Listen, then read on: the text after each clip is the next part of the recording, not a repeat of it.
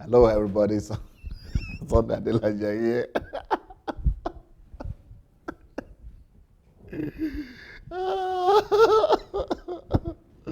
I am laughing, oh, I am still laughing. Some people on this platform know why I'm laughing, but I still they laugh. Me, I did. Me, I they laugh, JJ. My own laughter. Me, I don't get anything to do. My own just the laugh. I remember Sarah, the wife of Abraham, the mother of Isaac. So me, I just the laugh. Nothing remained for me to do, it was just to laugh.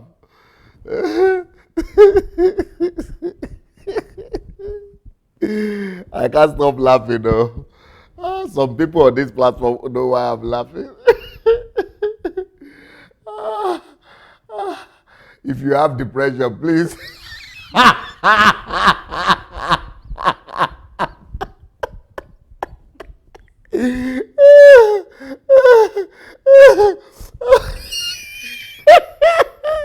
If you have depression, please. I have likasma. That's what we call it in Russian language. I have panacea. That is a medicine that doesn't fail. It cannot fail. Doesn't disappear. Master key medicine. I have it for you. It's very simple. Go and look for my. Go and look for my 7 o'clock program, the one that I just finished 30 minutes ago. Yeah, go and look for that thing. If you have depression, that depression will be over very fast. And make sure you listen to my interview with the last one I just did with the presidential candidate. And once you finish watching that thing, you make sure that anybody who has depression around you or in your country, go and send the video to them, okay? And if that one doesn't heal you very well, go under the comments and read the comments. I bet you wake up very fast. You'll be healed. Healing will come. Healing will come fast, quick. You know now, I started to think maybe I should invite Buhari also. Maybe I should invite President Buhari over this interview. At least it will give some people something to laugh about. That is it's a pity I didn't interview Buhari last time, but maybe I can still make it this time. Because I was planning not to invite the old brigade politicians. I was saying I would not invite Buhari and others. But the way this thing is going, if you don't invite them, people will not know who is behind the posters. So. Because sometimes we just see the posters, you don't know what is behind the posters. I think we need these interviews at least to discover for ourselves and to be able to send the video to our relatives who is campaigning for their for their votes and who is behind the thing. I think I'm going to bring Atiku and Buhari also and whoever is there, Kwasoko or whatever. Let them come talk. We are going to unveil them to Nigerians. Yeah, I'm still laughing though. In fact, when the laughter began, I had to lock the room. I went to my bedroom. I had to lock the door. My wife was in another room. I locked because you would think that my what is wrong with Pastor? My husband don't they lose her more, so that she would not be tempted to think that something is wrong with this man. I just locked all the doors. I would lock myself inside. To enjoy my laughter very well.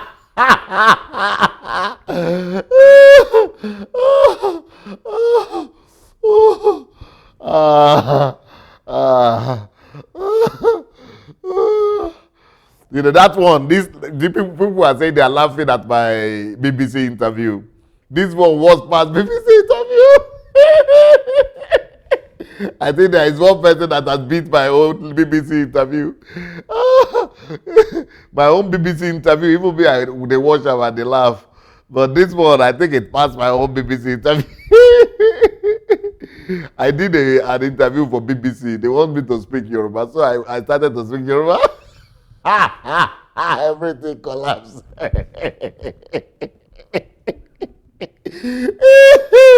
My Yoruba caused crisis. But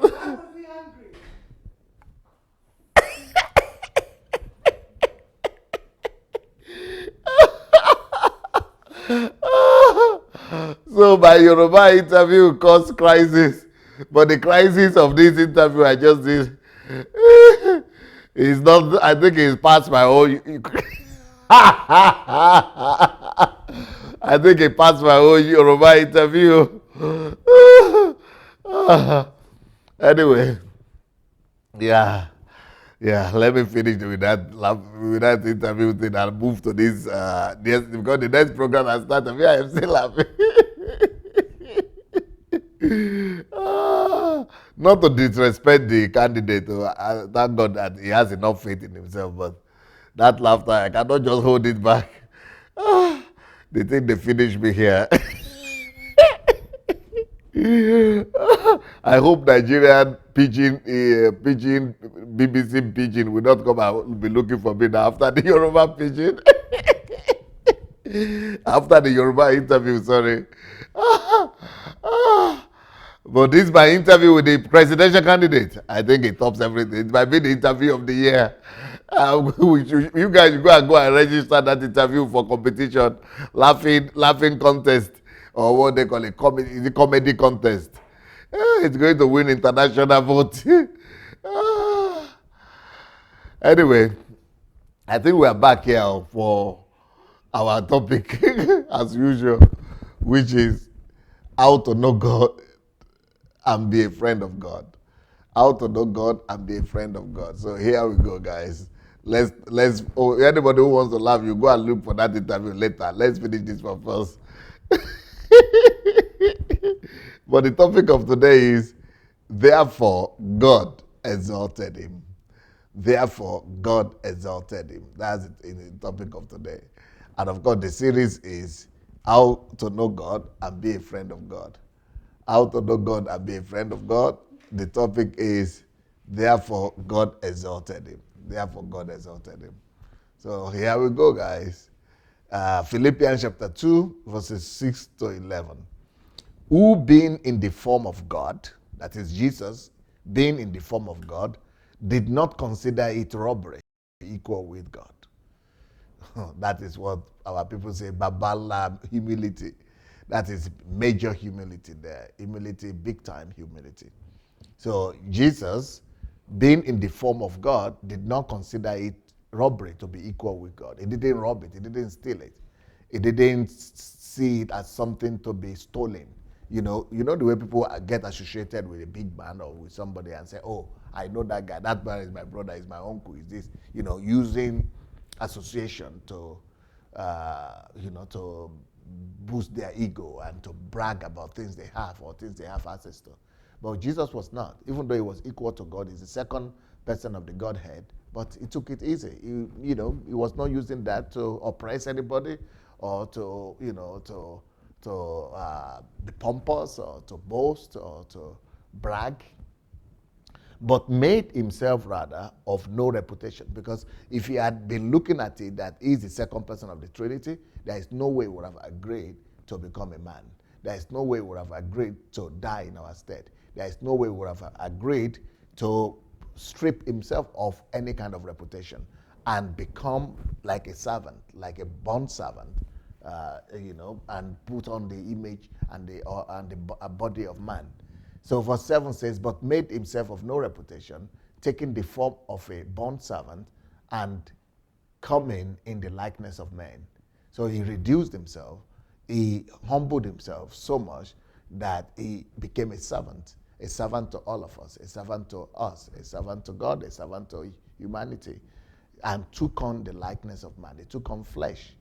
And being found in appearance as a man, he humbled himself and became obedient to the point of death, even the death of the cross. He humbled himself and even died. Therefore, God also has highly exalted him and given him the name which is above every name, that at the name of Jesus every knee should bow, of those in heaven and of those on earth and of those under the earth, and that every tongue should confess that Jesus Christ is Lord, to the glory of the Father, to the glory of God the Father. You remember the topic of today is therefore God exalted him. So how come we are talking about exaltation when the topic, the series we are doing is how to know God and be a friend of God? So the series is how to know God and be a friend of God, but then we are talking about exaltation. Okay, this is there is a need for this here, because one of the reasons why most people don't know God and cannot discover God is for the simple reason that they are busy. Busy doing what? Busy looking for a way of exaltation, of being exalted. Busy looking for a way of getting themselves exalted.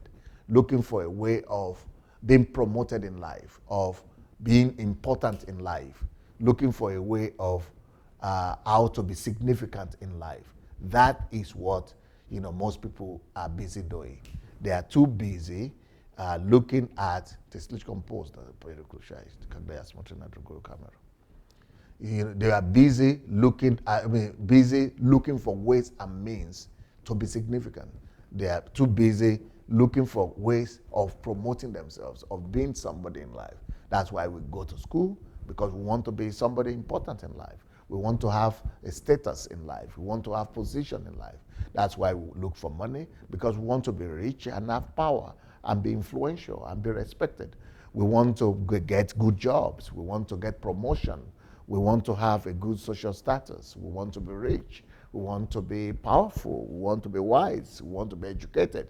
All kind of energy and strives are going into elevation, into getting ourselves promoted and elevated in life. We want to be promoted in life. We want to be, to be significant in life. We want to be important in life.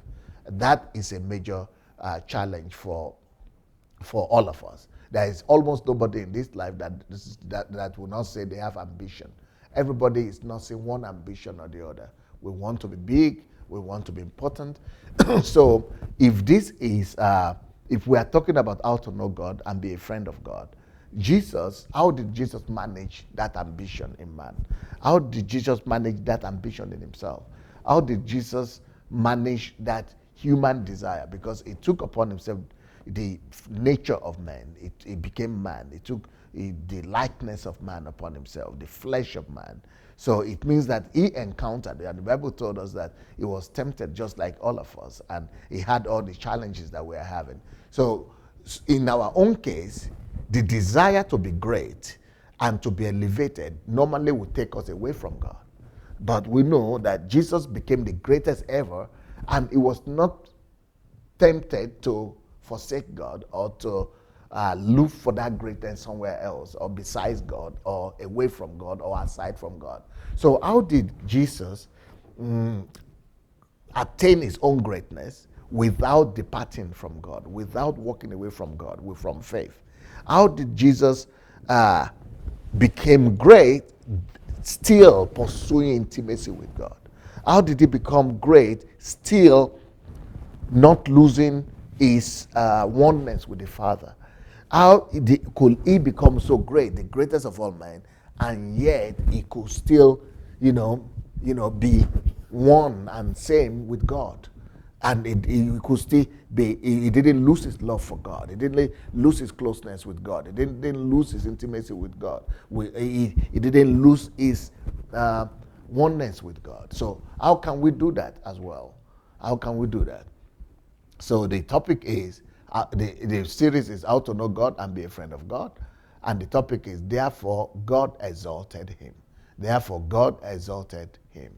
Now, so we read the scripture, how that happened, but let's go and break that down. It's because your own desire to be exalted, your desire to be great, your desire to be significant in life, to be successful in life, to be rich in life, to be powerful in life, to have some achievements in life, should not take you away from your master, should not take you away from God. In fact, you could become great and still be intimate with the Father. In your heart, you could become the closest person. You could be in the closest relationship with the Father, but still attaining success, attaining greatness, and ruling over the world. So how do we get that? How do we combine that two? Is it not like a contradiction? That if you really want to be intimate with God, if you really want to be close to God, maybe you have to walk away from power, you have to walk away from influence, you have to walk away from effectiveness, you have to walk away from success, from real life scenario desires of men. Well, let's see how Jesus dealt with this. So, can we be successful and still be close to God? Can we be successful and still practice the presence of God? Can we carry God and still be present and still be successful in the world? Yes.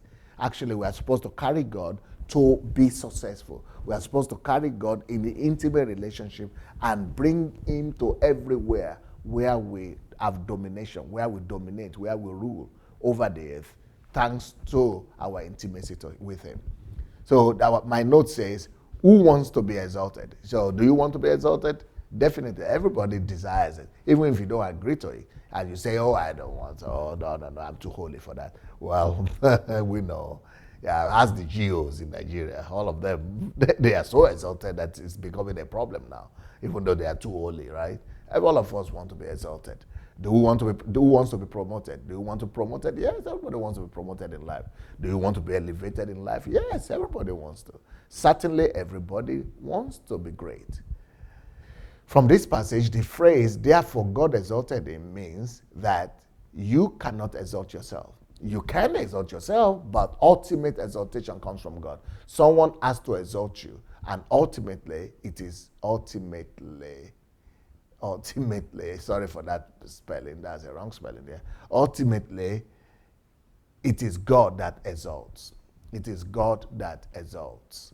So, God is the one that exalts ultimately.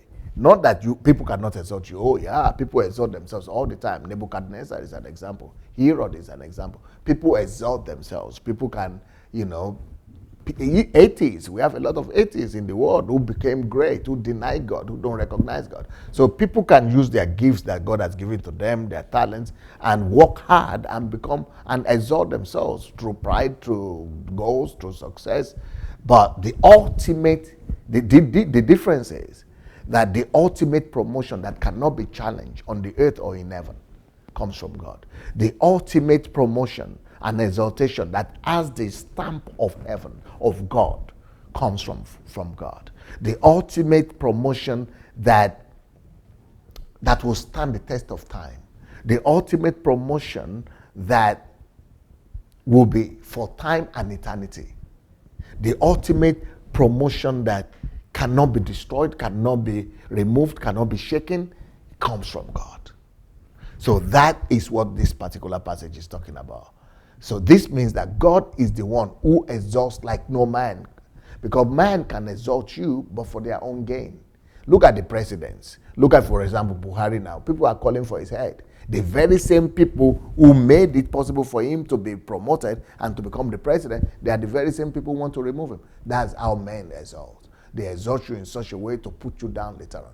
They exalt you in such a way to humiliate you later. Just look at Trump. Some of the people who brought him to power are the ones who are fighting against him right now. So that is how man exalts. So God doesn't exalt the way man exalts. Man exalts in a way to be able to gain something from you or to be able to use you or control you. But when God exalts, He is the one that has the ultimate exaltation. He is the one that can truly exalt. That's what we're saying. And that is the kind of exaltation, that promotion and exaltation that Jesus had.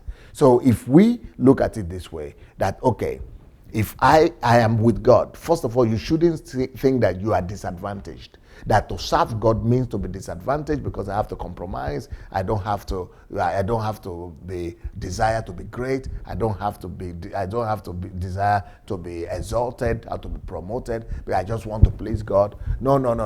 Don't ever think that you being with God is a disadvantage. It is an advantage all the way. Oh, you don't. When people say, "Oh, because I'm a Christian, I cannot go to politics." You are not getting it. That the highest exaltation could be more than political even, and God wants to give you that exaltation, but you've got to get it the right way. That doesn't mean to compromise your relationship with God. You should rather always look at your relationship with God, your presence with God, your consciousness of God as an additional advantage, as an additional resource for you. So you never look at yourself as being disadvantaged because you are a God carrier.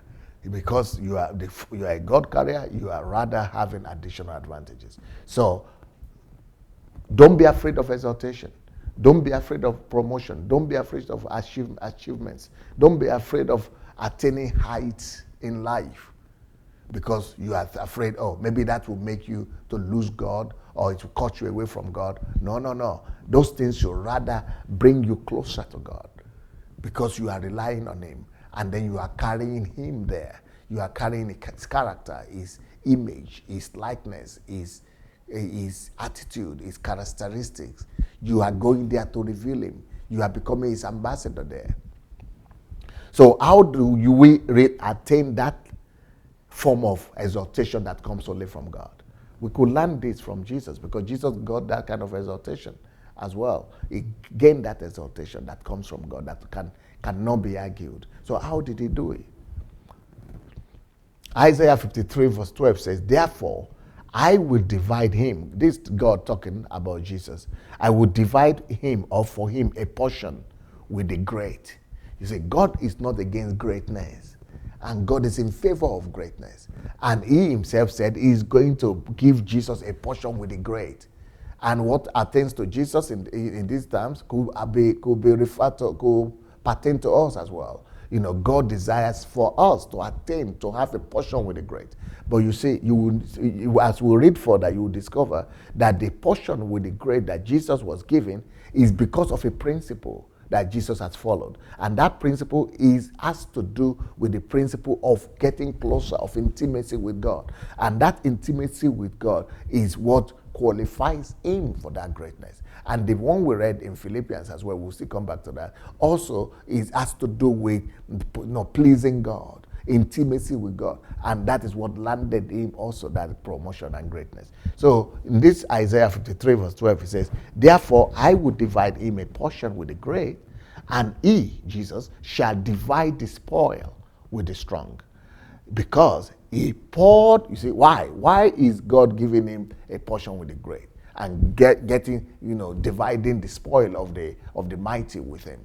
Because, you see, it says because explains why. Because he, Jesus, poured out his soul unto death. You see, he didn't live for himself. That is what it means. He didn't live for himself. He didn't fight for his own good. He was not trying to keep his life. Because it is when you try to keep your life, you will lose it. But when you are willing to lose your life, then you keep it. So in the case of Jesus, he was so ready to serve man, not just to serve God. He was in heaven with God. He was serving God in heaven. But he came to the earth to serve people, to serve man, to the extent of being ready to give his whole life to people. That is the key to greatness in this kingdom. The kind of greatness that only comes from God. The kind of greatness that cannot be challenged by man. The kind of greatness that is not the promotion that comes from man, that cannot be compared to what man does. You remember I told you the difference between God's promotion and man's promotion. The undefiled promotion. The ultimate promotion. The paramount promotion. The kind of promotion that cannot be challenged by men, by angels, or by Satan. This one that is the ultimate promotion. This exaltation that comes only from God. That kind of promotion comes only because of your desire to please God, because of your addiction to God, because of your total love for God and total commitment to please Him. So in this case, Jesus poured out his life his soul unto death for man.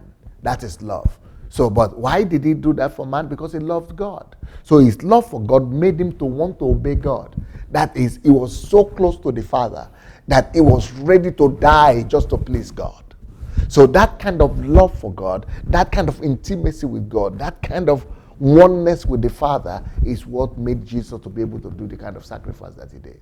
So the kind of attitude that will bring you a promotion that can never be challenged by man is your commitment to God, your love to God to the extent of doing anything God wants you to do, your total surrender to the will of the Father, your total commitment to carrying out his assignment, his will, no matter the price, is what makes God to reciprocate that your total commitment to him by giving you his total commitment, the total commitment of his grace, the total commitment of his promotion, the total commitment of his glory, the total commitment of his resources. And he uses his own weight to now honor you, because you have honored him to the degree of giving up yourself and your life for him.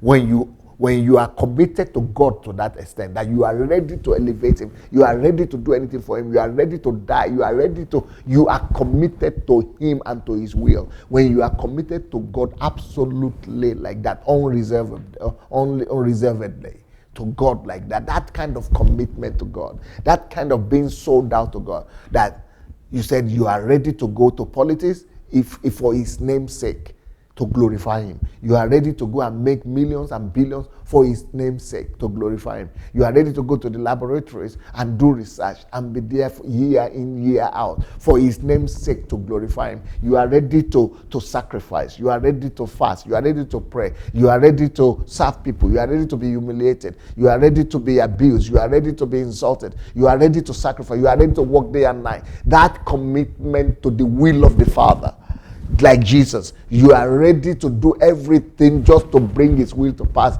on the earth as it is in heaven. You are ready to do anything. You are committed to pleasing him whatever it will cost you. That kind of commitment to God is what leads to promotion that we all desire.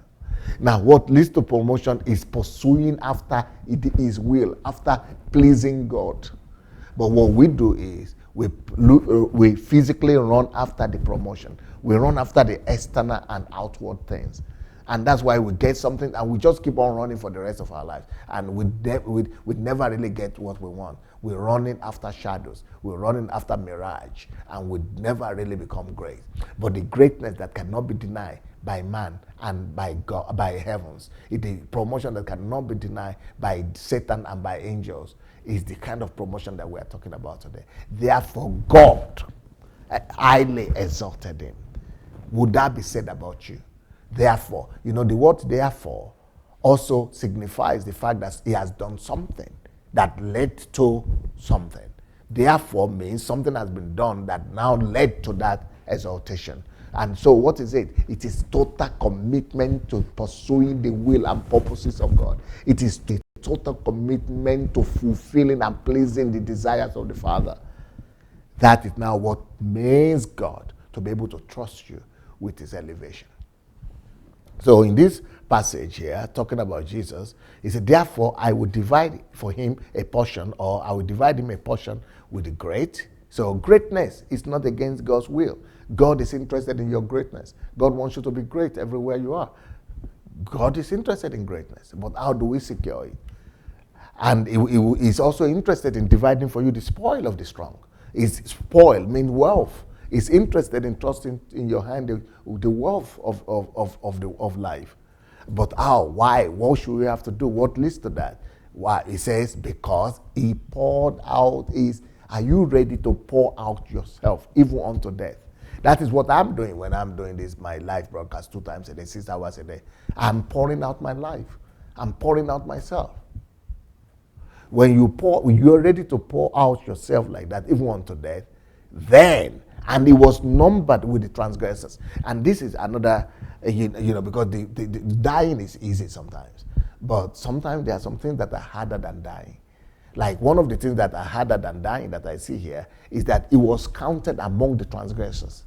Before he was killed, before Jesus was murdered, or before he was crucified, he was counted as a transgressor. He was recognized as it. Even up to today, 2,000 years later, some Jews, if you go to Israel and talk about Jesus, they think he's a transgressor, he's a sinner, that is how his reputation was ruined. Now, are you ready to risk your reputation? Are you ready to trust God, to be committed to doing God's will to the extent of ruining your reputation, of being regarded as a sinner, of being counted as a transgressor, as a sinner? That you are going to be totally damaged. Your reputation is going to be totally ruined. You see, these are some of the questions that I needed to answer myself before I could begin to do some things that I'm doing. Sometimes last year, somebody called, maybe this year, called to the program and said, this thing Pastor Sunday is doing, it's not for ordinary person. Or, you don't just come and be doing this kind of thing. You have to pray. You have to pray. This thing needs prayer. It's not just to be coming to talk. This is not just talk business. It's prayer. I'm just looking and just listening to them and saying, look, it just occurred to you now that it takes prayer. You think without prayer anybody can come and be doing what I'm doing? You think it is now that I'm doing it that I have to think of prayer? If prayers and enough prayers have not taken place, have not been done, enough death, not just prayers, death processes, thousands of deaths has to take place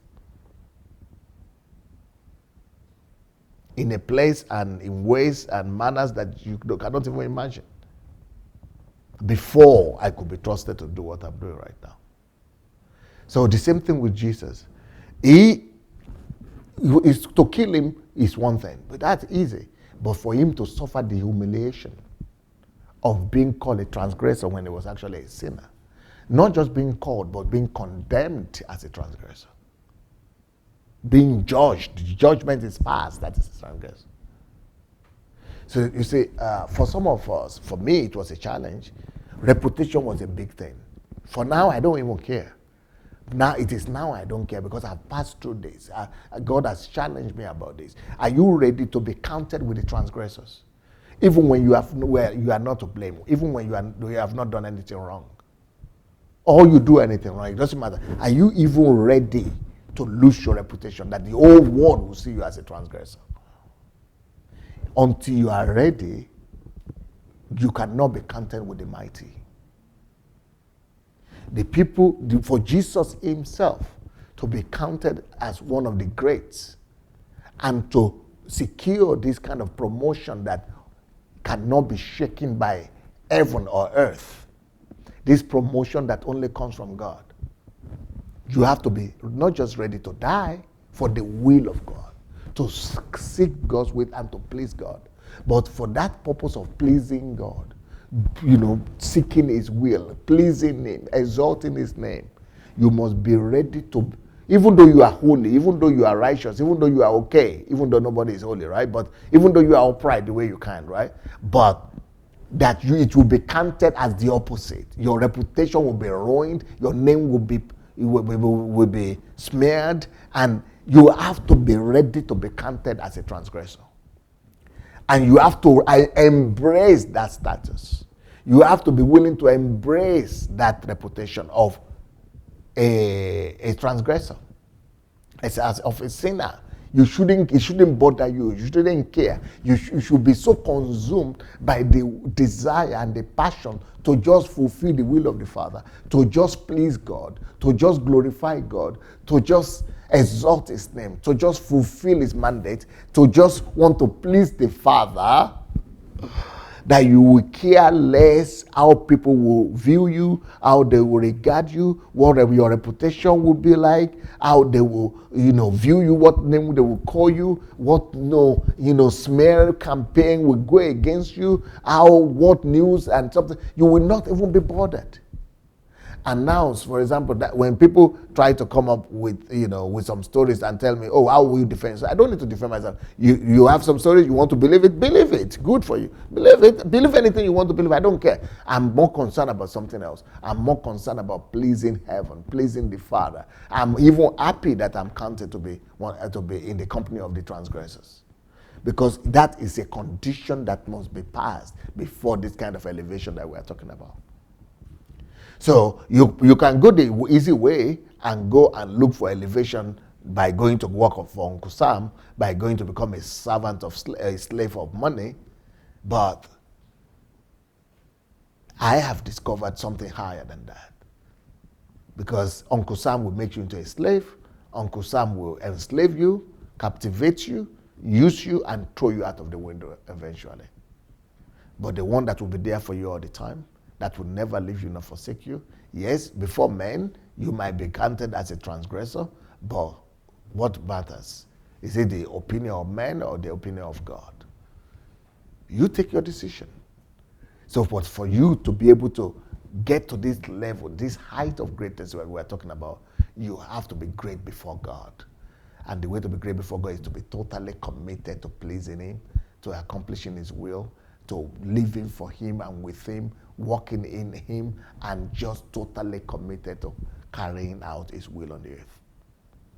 So that's what Jesus did. But He was counted as transgressors, and He bore the sin of many and made intercession for the transgressor. Even though He was counted as a transgressor Himself, but He was the one who still made intercession for transgressors. Not trying to claim His own name. It was still trying to save the real transgressors. I mean, that is why, verse 1, He could be, God could give Him the portion with the great and divide for Him the spoil of the strong.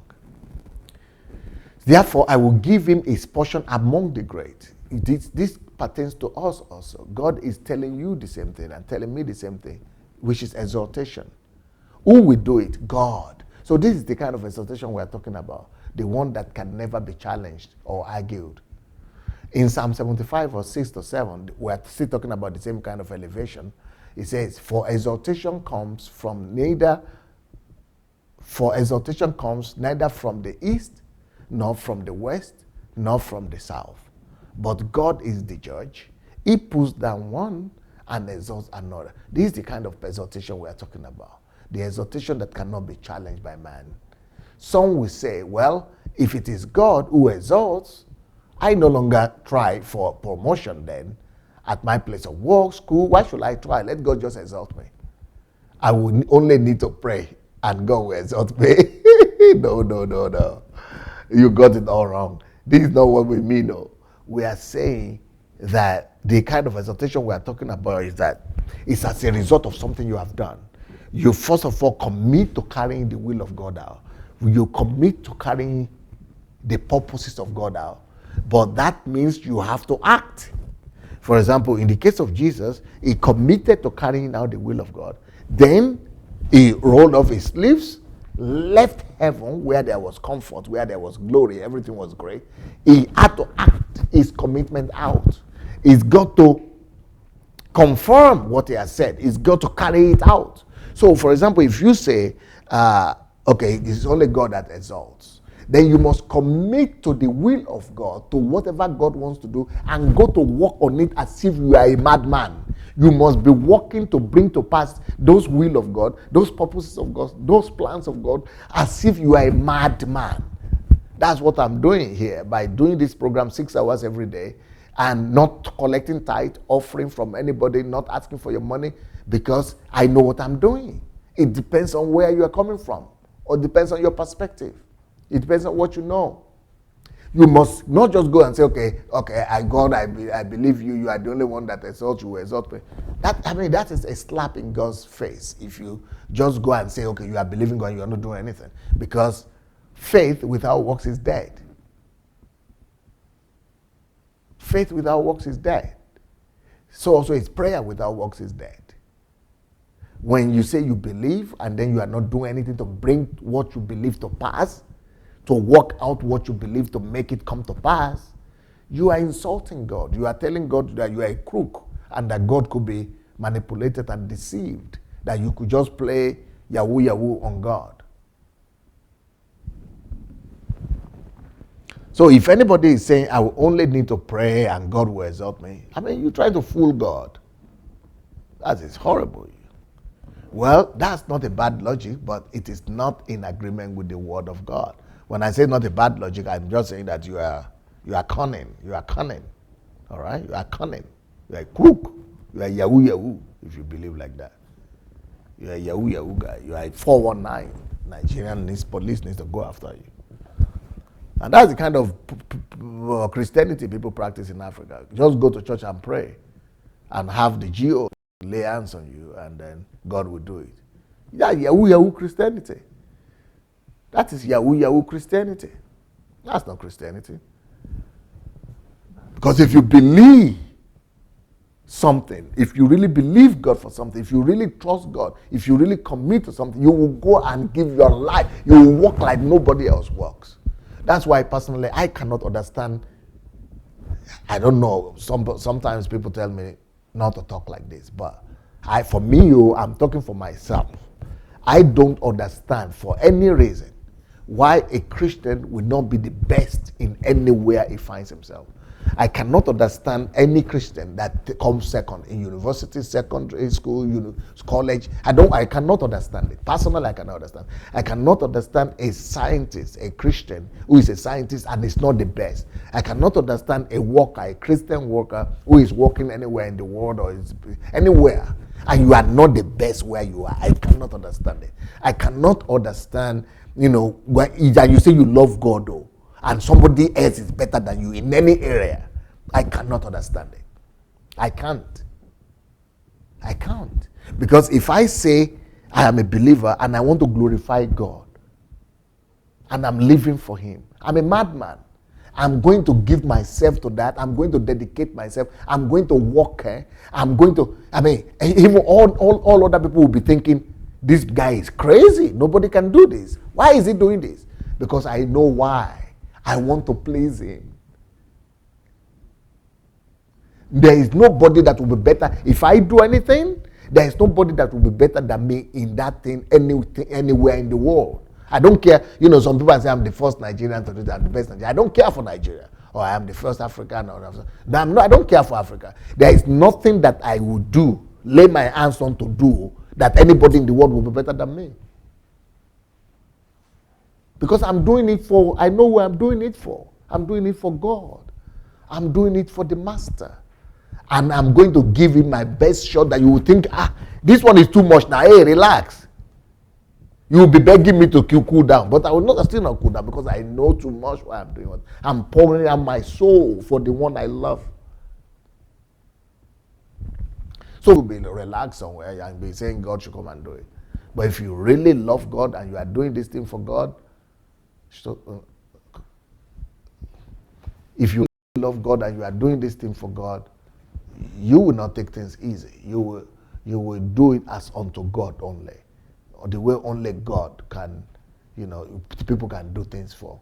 You should do it in a way that, nobody else will even think of doing things the way you do it.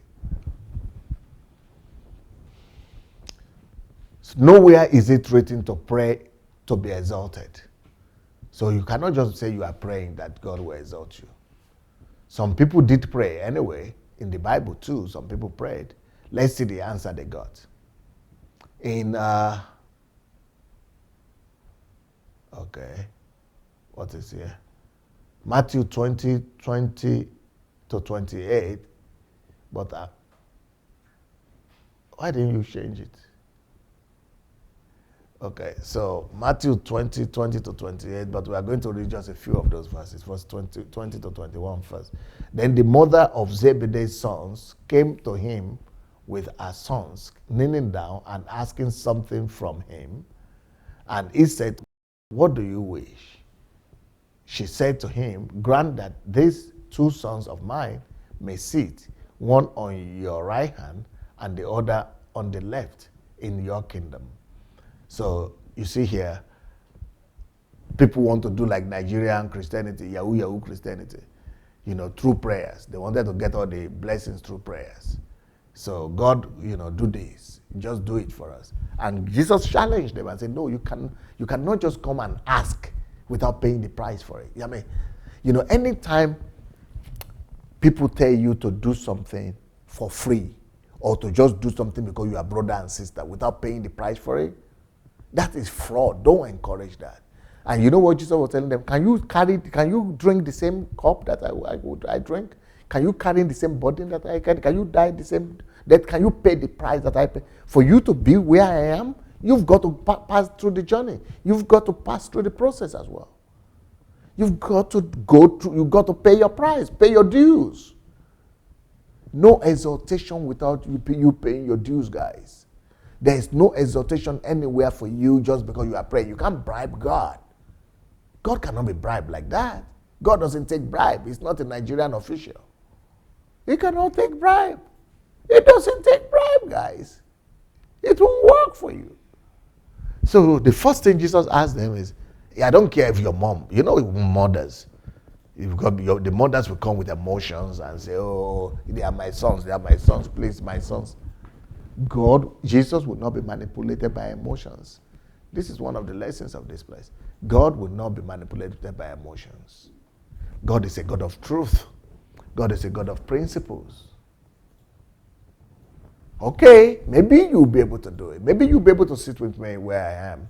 Maybe you'll be able to sit at my right hand or my left hand. But it's not me that decides that. The way to decide that is you. You go and work. Let me see your work. Let me see your facts. Let me see your proof.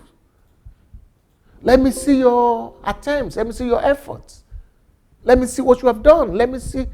Pay the price. In Nigeria, for example, Nigeria is a country that is full of beggars. The whole country has become a beggar, and they think they have an excuse for it. Oh, economy is bad. Can you help me with this? What have you done? What have you done? Oh, please have mercy on me. It's not about the emotion. Please have mercy on me. No. Money is not emotional. Or even favor, even all these things. God is not emotional. God is saying, I don't care if you are leaning down or crying or whatever. Can you pay the price? You see, God cannot be bribed. God cannot, this exaltation that we are talking about, man can exalt through bribe, through somebody kneeling down and crawling and saying, help me, my sons, they are working on your emotions. If you are from Africa, Africa is full of those kind of mentality. People working on your emotions. Okay, they are my sons, as if other people are not somebody's else sons. Please help me. Those are emotions. But God is objective. God is truthful. God needs facts. And God said, can you drink the same cup? Can you, pass through the same process? They said, yes, we can. Okay, go and do it. He said, even if you do it, I'm not going to be the one to decide. The facts will decide. So do it first, then we'll find out. So this kind of exhortation we are talking about is not the one you can bribe God for. It's the one your practical actions will prove if you deserve the exhortation or not. Are you totally committed to God's will? Are you pouring out your life in the process? Are you dying for what you believe? Are you giving your last? Are you giving your best? The result of what you are doing will promote you, not your emotions or your kneeling down or falling down. But Jesus called them to himself and said, you know that the rulers of the Gentiles, this is after saying, can you drink of the same thing I'm drinking? So then he said, the rulers of the Gentiles lord it over them. Those who are great exercise authority over them. Yet it shall not be so among you. But whosoever desires to be among you, let him be your servant. That's another thing you have to do. If you really want to be great, go and serve people. You see, that's what Jesus did. He went to serve people to the extent of giving his life. The greatest life is life of service. And Jesus is proving it to us here. And he's telling his disciples, you don't get promotion in this kingdom through long leg or, man no man or who do you know. No, you get promotion in this kingdom through merit, through service, through serving people and God. Yet it shall not be so among you, but whosoever desires to become great among you, let him become your servant. And whosoever desires to be first among you, let him be your slave. Just as the Son of Man did not come to be served, but to serve, and to give his life a ransom for many. Go and serve. Life of service is the greatest lifestyle. So a man kneeling down, a woman kneeling down and asking and begging and crying and showing you all the emotions, that is prayer. That his sons, her sons will be exalted. That's what we see in Africa today. But you know what God said? He said he has exalted his word, his truth, his principles above his name. Because the name stands for prayer, you know, everybody calling upon the name of everybody going to the mountain to call, pray. But Bill Gates and all those people who don't pray, they just follow principles. They are the ones that have been blessed. Because God has exalted his principles, his word, above the crying emotions prayer. Go work. Go prove your faith. Go prove your commitment to God by doing his will. Go carry out his projects. Go subdue places. That's how you are exalted. Jesus refused to answer them positively. Rather, he called them together and gave them a teaching. He gave them a lesson on exaltation. So it's not that Jesus is against exaltation, no. He said, yeah, okay, you can, but while you pay the price, it is your actions that decides the results in this kingdom. If you want to be exalted, it's not prayers that you need. You want to be exalted?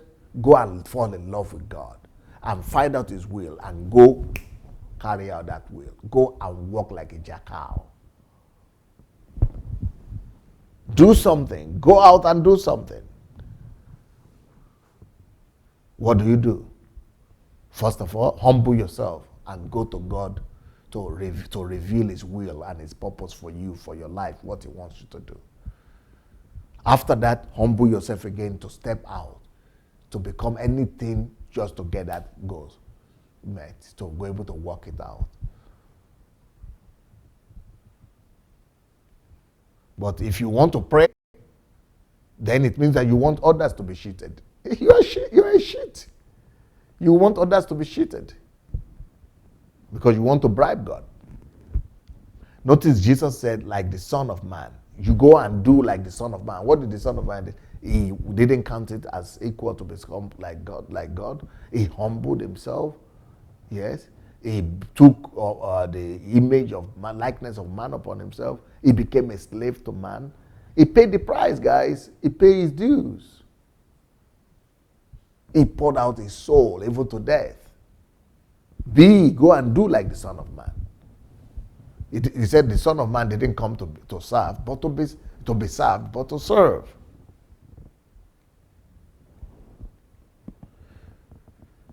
So now let's go back to Philippians 2:9.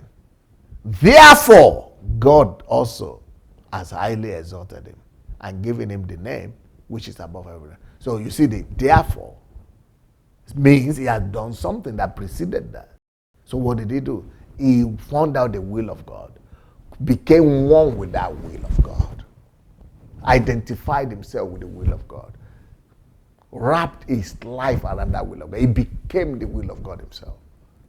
And then he came and stepped out, began to act it out, and went to the earth, became like man, took the image of man, humbled himself, rejected the glory of heaven, came to the earth, became a slave, humiliated. He paid the price by action. Then therefore God exalted him highly and gave him a name that is above every other name. That's real greatness there, and exaltation. You see, therefore God exalted him means Jesus had earlier done something. Let him know. Jesus had earlier done something. What did he do? He had humbled himself. Philippians 2:7 says, but made himself of no reputation. You see, that's humility. He humbled himself. He didn't make himself of any reputation. Taking the form of a bond servant. He just went to serve, to serve men and God. and coming in the likeness of man. You say you cannot love God without loving man. To love God means to love man. That's what Jesus just proved there. He loves the Father. He wants to do the will of the Father. But the only way to do the will of the Father and to love the Father is to come and serve man. Is to come and to carry the likeness of man and become a servant to man. Please, guys, I'm going to drink.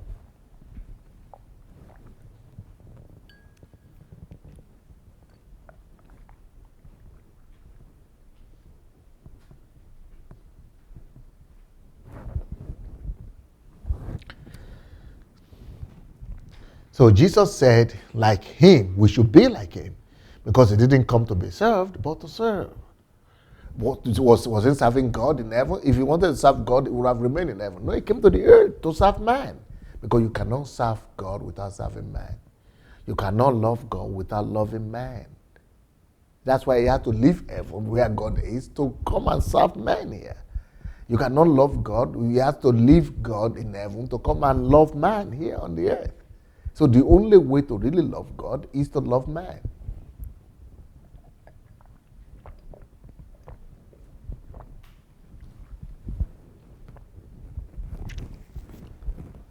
So Jesus said, like him, we've got to go Jesus' way, God's way.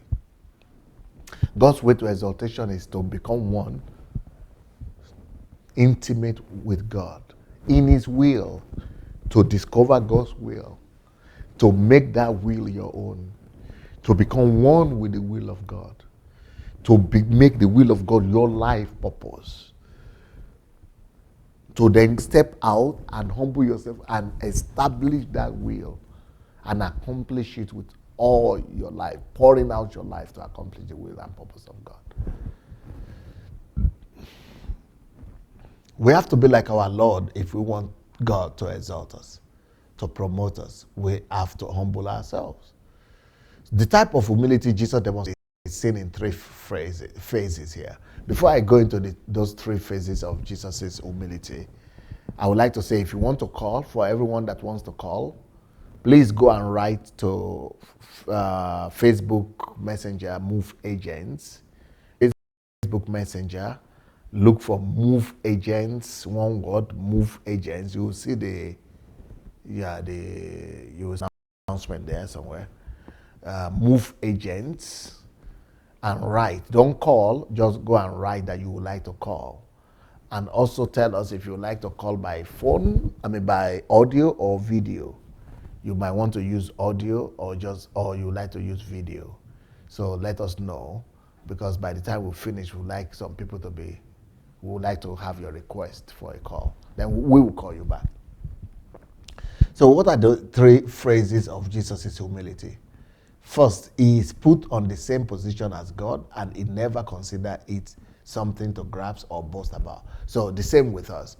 We know that God has made us his children, but we shouldn't be walking and saying, okay, I'm the child of God, I'm this, I'm heaven, I'm this and that. No, we are servants. Even though, yes, we are the righteousness of Christ in Jesus, we are God's children, but we come to serve people. And to serve people, we must humble ourselves. We shouldn't be saying that we shouldn't boast. We shouldn't live in fantasy world and elevate and pride of life. So Jesus rejected the pride of life. Yes, he was Son of God. He was God himself, but he never lived by that. He lived focused on pleasing God. And even if he needed to humble himself to become man, he did that. If he needed to serve men, he did that. If he needed to become a servant to men, he did that. So that he would not be saying, oh, I am this and that. No, the same thing with us. Anything that you need to do it. Don't say because you are this and that, you will not be able to serve people. Become a servant. The best way to serve God and to serve man, the best life is to be a service. So that's the first thing. Jesus didn't consider himself as the Son of God or as the second person of the Trinity and boast about it and say, I can never do that. That's beyond me. That's too small for me. No, he humbled himself. We need to learn from him. Philippians 2:6 says, who being in the form of God did not consider it robbery to be equal with God. You see, he was equal with God, but he never stole that away. He didn't steal that. He didn't live by that. But became like man. He could be proud of his position, but he would not do that, for he knows God opposes the pride, such people. 1 Peter 5:5-6 says, likewise, you younger people, submit yourself to your elders. Yes, all of you, even though you are sons of God, but submit. Yes, all of you be submissive to one another. All of us, all of you. Not just young people to elders, but even elders must be submitted. All of us should be submitted to each other. Not just you submitted to DSA. DSA also listens to you. Yes, all of you submit to one another and be clothed with humility, you say. For God resists the proud, but gives grace to the humble. Therefore, humble yourselves under the mighty hand of God, that he may exalt you in due time. So that's the first thing. You know, he humbled himself and didn't count his position as the second person of the Trinity. But this is one thing that we need to do if you really want to be an embodiment of God's will and be able to serve people effectively. You need to humble yourself. No matter your position or how esteemed you are held in the face of God. If you are proud, either to a fellow brother or more so to God, surely God will resist you, such person, because God resists the proud. That's what Lucifer did and lost his position in heaven. Because once you begin to be proud, it is not you, it is not man that is fighting you again. God begins to fight you, because God resists the proud. And resist means fight. You don't want God to fight you, isn't it? He was so humble that he could relinquish voluntarily. This is number 2 thing that we saw in Jesus' humility. He was so humble that he relinquished voluntarily his position of honor, privileges, and capacity. This is what our pastors and GOs are not doing. You know, yes, we know you are GO, we know you are pastor, but you can relinquish voluntarily all those your positions of honor, privileges, and all those capacities, like Paul did. Paul said, yes, we qualify to collect offering from you. We have served you in the things of the Spirit, and we could enjoy your material blessing, but we will not take anything from you. They rejected their positions of honor and privileges. They were not taking that for granted either. This is what it means to be humble according to Christ. Example. Philippians 2:7-8 says, but made himself of no reputation, taking the form of a bond servant and coming in the likeness of God. If you don't have this spirit, he said, because that's why Jesus said, let us have the same mind like with Jesus. We all have to be clothed in this attitude. We must have the same mindset of humility like this. This is the only way for you to be used of God, to be able to carry out the will of God, to be able to be used of God, to be its instrument on the earth. Without this, you don't even talk of exaltation. And verse 8, and being found in appearance as a man, he humbled himself and became obedient to the point of death, even the death of the cross. We all have to become like this. So being the same, identifying with the will of God, with the purposes of God, being one with God, starts with humility like this, because it's not just to be humble before God, but to be humble before men. If you are not humble before men, you are not humble before God, guys. If Jesus couldn't escape that. Number 3, Jesus never stopped there. He, in fact, went ahead to suffer misunderstanding, ill treatment. You say he was counted as a transgressor, right? He suffered ill misunderstanding, ill treatment, hatred, beating, even death. Was still the most disregarded form of death, the death with a curse, because curse is everyone that is hung on a tree. So he suffered as a transgressor, he suffered humiliation. So are you ready to suffer all these 3 levels of humility to really carry out the will of God? These are the kind of things that are needed for God to exalt you to the height that man can never exalt. He did all this for the sake of others, me and you. That's why we should be living for others too. That's the only way to love God, living for others, serving others. But that is not the end of the story. In verse 9, God, after he did all that, then see what follows. Therefore, because he did all the above, because he humbled himself, the Lord exalted him and gave him a name that is above every other name. God exalted him and gave him privileges, more rights than everyone that has ever lived. A name that is exalted above every other name, and that every knee should bow before him. Why? Because he paid the price for it. So exaltation in this kingdom doesn't just come from anywhere. It comes from you humbling yourself before God to find out his will and make that will your clothing, your life. And then come and serve men and give yourself and pour out your soul to serve men or to work out that will and purpose. That is how God's elevation comes. Philippians 2:9-10. Therefore, God also has highly exalted him and given him the name which is above every name, that at the name of Jesus every knee should bow, of those in heaven and of those on earth and of those under the earth. This is real exaltation. So the exaltation that we are looking for today is cheap exaltation. Exaltation by looking for money. Exaltation by looking for promotion for ourselves. Exaltation that comes from Uncle Sam. Exaltation of looking for favor from man. Exaltation that comes from looking to make yourself a name. Those are minor things. Find out God's will. Become one with the will of God. Carry God's presence, his will with you. Let it become your life. And then go and pay the price and do everything you need to do to carry that out. If we humble ourselves in our positions, works, or calling in life, or walk of life, God will give us grace and exalt us in due time. So this is the key to exaltation, guys. And the key to exaltation is to become one with God, with God's will, with God's purposes. And then be humble enough to pour out your soul. That is the key to exaltation in this kingdom. Well, voila. The deja vu, or what do you call it? Deja vu? Deja vu, yeah. So that's it for today. I will wait for your calls now. So if you don't mind, let's go ahead and see if anybody wants to call today. Maybe there are no calls. Let's see if we... Well, let's go and share the message first. Let's go and share the message. If you have not yet shared the message, go and share the message. Share. And if you have not yet joined the mentorship group, go and join the mentorship groups on untitled.blog.com/mentorship. If you want to come and spend summer with us, write to guest, GUEST, at godembassy.org. If you want to come for HMT, you see the announcement there, HMT at godembassy.org. But as the case may be, we don't have a caller. Nobody submitted to call. So I will see you tomorrow. Peace.